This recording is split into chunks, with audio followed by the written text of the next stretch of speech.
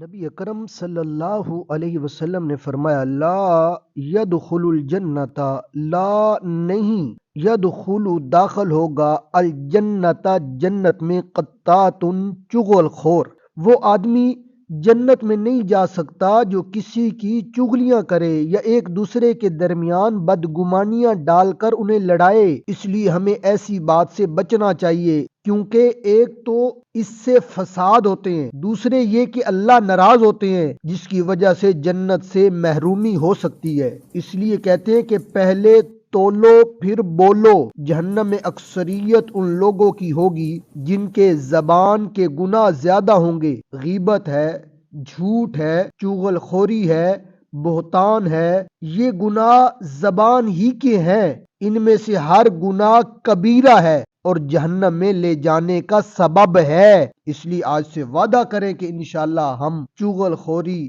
نہیں کریں گے۔